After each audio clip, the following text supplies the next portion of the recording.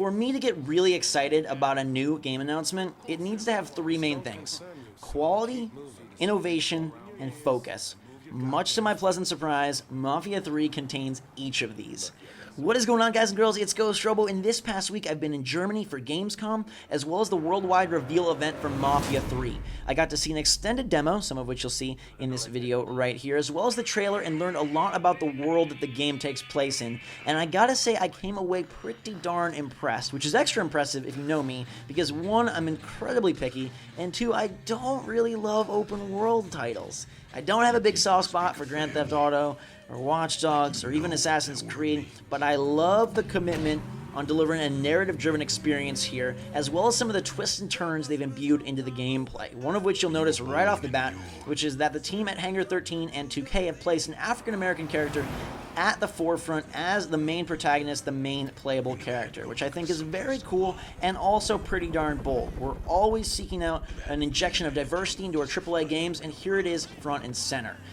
He is a very deep and complex character, a cool guy as well, a likable guy, and I got to speak with the narrative director of the game, a very cool and likable guy as well, who ensured me that he is committed to making sure this is done right. It's one of the main reasons he wanted to tackle this project, was to do the character of Lincoln Clay right. And while Lincoln is definitely capable of brutal executions and a whole lot of bullets, I gotta say the combat looked very visceral and intense, had a great heft to it, and seemed like the audio was just spot on. If you like Batman Arkham Knight, you know that one of the main reasons combat is successful there is because of the crushing audio cues, and Mafia seems to borrow from that. But at the crux of things is the storyline, a battle between the Black Mob and the Italian Mafia set in the late 1960s in a fictionalized New Orleans. That's where Lincoln, all of his motives, all of his mindset comes into play, because this guy is all about family and seems to have quite the tortured backstory. He grew up in an orphanage, he's a Vietnam vet, and now he seeks camaraderie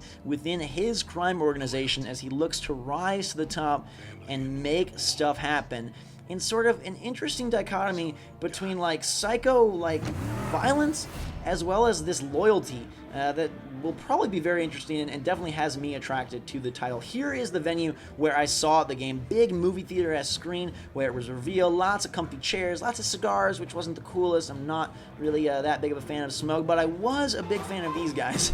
Old German dudes playing instruments, especially the guy on the bass in the back with the beard.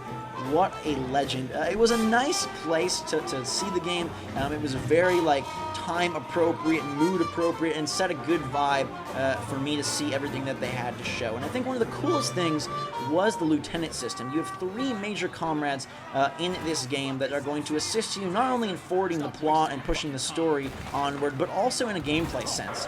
One of those three lieutenants is actually Vito, the main character from Mafia 2, which is a nice carryover to continue the franchise. But these three guys, when you take over a location in the game, like a stronghold, think of it in that sense, you can assign it to one of these three, and that will boost their skills that can be called in to do things like call off the cops, bring in sniper support, add a little bit of extra ammunition to your fights, and it seems like that's going to be a fun way for you to really mess with the world in the way you see fit. I'm a big fan of linear story-driven games, so that has me excited, but they also definitely wanted to make sure that they put in all the good open world stuff, so you will be able to tackle missions any way you see fit.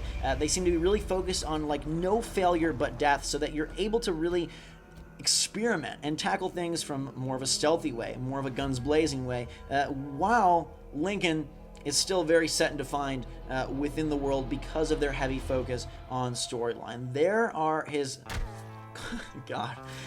Sometimes this game was just brutal. I was blown away by how just... it packs a punch. There's his three lieutenants right there as they send this dude off to sweet dreams and alligator land. There's Vito, who we mentioned. But I get the sense that they're taking this more seriously than some of the other competitors, and I like that. It feels next-gen.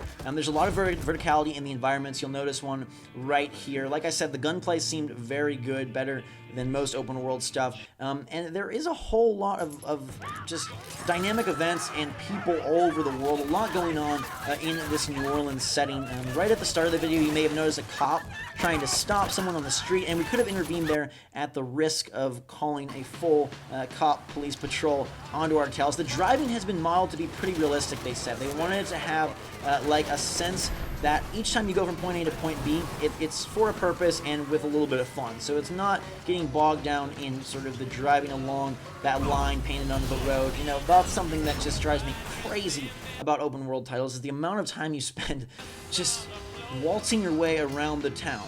And you'll notice this is a pretty cool city, but I like the fact that we're seeing like battles within your car. Obviously it has a bunch of music. I sort of like just the way that it's pretty bombastic as well. Like right there, you're just jumping out of the car, blowing stuff up. So I'm looking forward to sort of that combination of the cataclysmic chaos that you can cause with more heartfelt plot pieces, and I know we're going to get those based on speaking with the people I did and sort of their desires and passion for the project, as well as just Lincoln and the significance that he plays. Like, he seems like a guy that you're going to really get to know in more ways than one, and hopefully has a little bit more oomph behind him than the typical main character in a lot of games we're seeing right here. I hope we get to explore the bayou. I hope we get to go play with some alligators, or at least tussle with some creatures outside of the city, and it looks like we'll do that because of the setting within the trailer. I'm actually very excited about this game. It comes out in 2016, as you see on your screen now, and it sure has a long ways to go. A lot more we need to see, but it seems promising, and for me to get excited about an open world game, that's awesome. We need more story-driven games. We need more risks and bold moves. We need more quality, innovation, and focus, and I'm happy to say that Mafia 3 is starting off very strong in all